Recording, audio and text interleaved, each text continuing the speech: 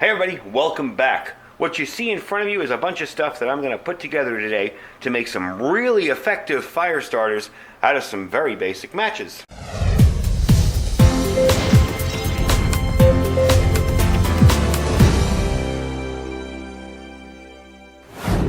Alright everybody, welcome back. So what I have in front of you is how I'm going to turn some regular everyday matches into one heck of an effective fire starter. I call them fire starter matches. Everybody's like, duh, that's what matches do. Well, these are different. What you got here is a bunch of stuff put together, and this is what it looks like when it's done.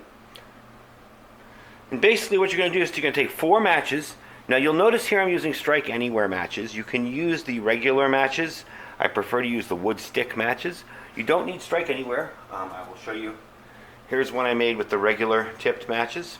And if you're going to do it this way, just make sure, wherever you store these fire starters, you store a little strip for striker. So, what this is an easy way to take some matches, some wax, this is just some extra candle wax that I had lying around, and some cotton balls, and we'll unroll these and turn them into a very effective fire starter. Instead of just a match that might get blown out very easily, this is very water resistant and very wind resistant. If you want to increase the water resistance on it, you can always cover the top with some wax. Basically what this is a combination of wax and cotton balls with these wrapped around in a certain way so you get enough oxygen between the matches so it keeps the combustion rate up there and keeps it going. So what I'm going to do is show you how this works. I'm going to show you how to build one. And you'll notice here I just have a hunk of wax in here. I use this little bottom of a can to melt the wax in because I don't want a lot of wax, and I also, if it catches fire, I want to be able to put it out with a fire extinguisher and not a big bowl of wax. You can do a large amount of wax in a double boiler. That's a lot safer. I'm just going to do this over an extremely low flame. So I'm going to get to work here. I'm going to show you what it looks like. First thing I'm going to show you how to do is to unroll your cotton balls. Yes, that's what a cotton ball looks like. A lot of people see this and think, there's no way to unroll that. But you can unroll them. It's fairly simple. You just find where they start and just roll down. This one's a little bit messy, but now for our purpose, from what I found, about half of this will give you a good one of these. So you can get a pair of scissors or you can just rip them and cut it in half like that. And you've got enough for 4 different fire starters. If you find that it's not enough, you can always add the second part. So let me get to melting the wax here, and I'll show you how this goes together. Alright, so I got a really low flame back here, melting that little bit of wax. It's starting to melt up. While that wax is melting, what you can do is start rolling up your matches. So the first thing you're going to want to do is take the first match, and you're going to start up here, just below the tip, and completely wrap it around, like that. So you've got that fully wrapped around there, and you want to kind of pull it tight but not rip it like I just did there. Let me turn that down a little bit. I'm going to actually turn it off. We'll get that done in the next cut on the video because I don't want to not be paying attention to it and it start a fire. Okay, so you got that one. You're going to then put this one next to it and do the exact same thing. Remember that you don't want to cover the head with it. You just want to wrap it once around. Think like you're making a mummy here. But you do want enough air gap in between the two here so you can get a good fire going. Okay, next step. You're going to take another one, but you're going to put it on top. And I'll show you what you want as far as the design to this goes. And I may need to use that second piece of cotton because it looks like I'm running a little short here. The other one I found that half of one worked pretty well, but I'm probably going to need that second piece here. Okay, so you just kind of wrap it around the outside like that.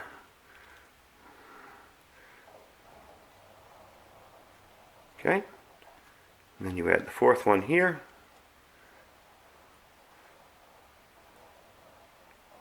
You unravel that. There we go. And wrap it around like that. So once I get this finished, I'm going to bring you back and I'm going to show you what it looks like, what we do with the wax next. Alright, so this is what it should look like when you're done. Now what I'm doing here is I'm going around and trying to pack it down as tightly as I can with just the cotton. I haven't put wax on it yet. This is the configuration of the matches that you want. You want it like this. You don't want them in a line, like that, like 4 matches like that. You want them in a kind of a square like that. So that's the configuration you want. Once this wax is hot enough, which it is, the first thing we're going to do is dip the bottom of it. Okay? You'll see it's kind of sizzling there.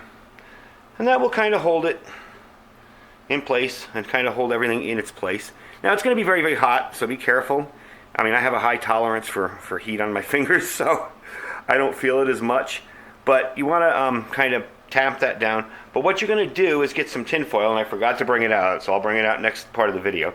And you're going to let this sit until it's ready, okay? Once it's fully ready, you're going to continue to coat the whole rest of it. So let me run inside and get some tin foil. And next time make a list for my videos when I'm coming out here to do them.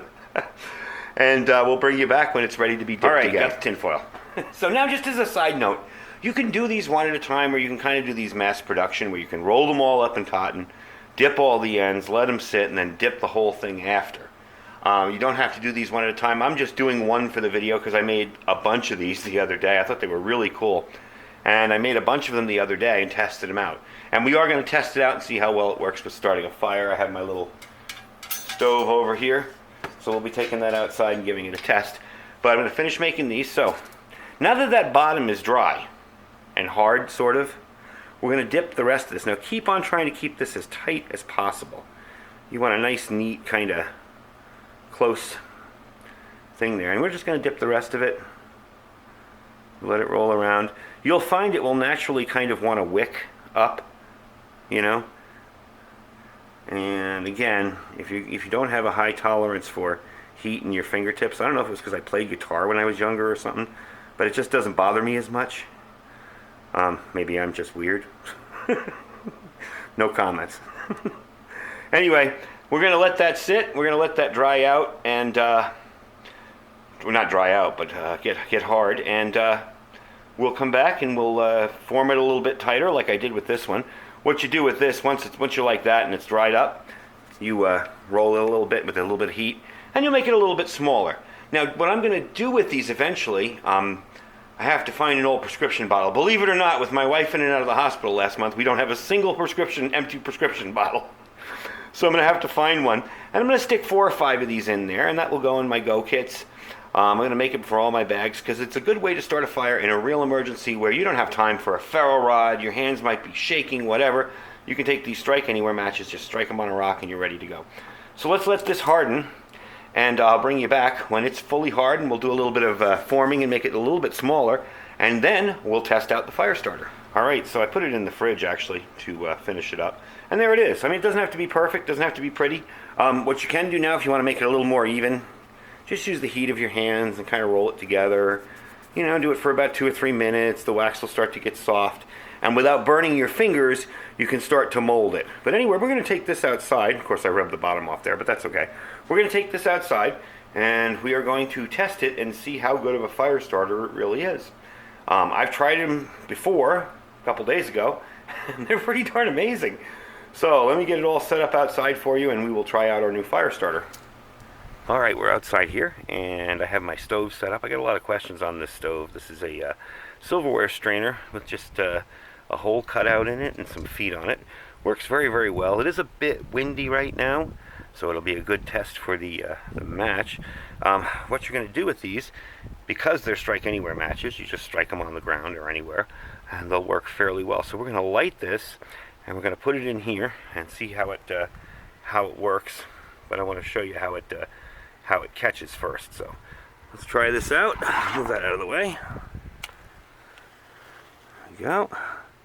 And as you can see, that's just catching the wax right there. There we go. And if you want to speed things up, you can put it up sideways like that. Let's stick it in here.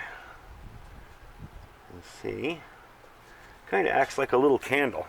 And as you can tell in there, it's already, let's see if I can tip it forward without messing it up. It's already starting to catch and burning quite well. They'll burn for about 5 to 7 minutes. They're really, really handy for fire starting, though. They really get a fire going easily. I was really amazed how easily they work. So, let's start putting in some more sticks and twigs here and get this stuff going. I don't know how reliable this stuff is for fire. It's off our tree out front, but it seems to be a thin, kind of easily burnable material. I'm going to put some wood sticks in there. And as you can tell, it is very windy. Let's move this behind a windbreak here. There you go. And yes, it is starting to catch. And as you can tell here, let me see if I can pull that out for you. This thing is still going. I can't really pull it out. Yeah, it's already on fire. But it's still going very, very well. You can see the tip of it there. Definitely would get a fire started in adverse conditions. And it's a neat little way to have a fire starter with you that really is nothing more than matches. And like I said, I have my other one here. If you wanted to really waterproof this better, you could always coat this top here with wax. It may take a couple of strikes on something sharp, but it will eventually catch. So, we add a few more sticks of wood in here.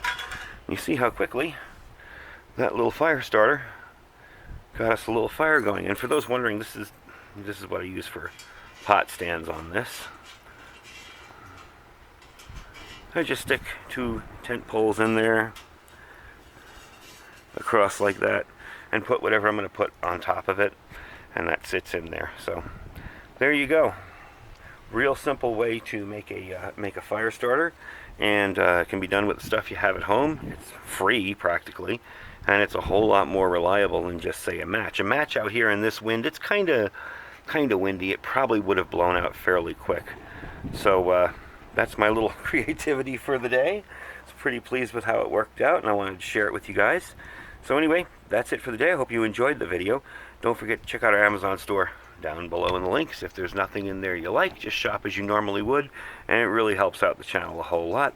And don't forget to check out our Thrive Life link down below if you're interested in getting started in freeze-dried foods. It's a good place to start. There's nothing to buy. There's nothing to think. You just go there and purchase the food you want.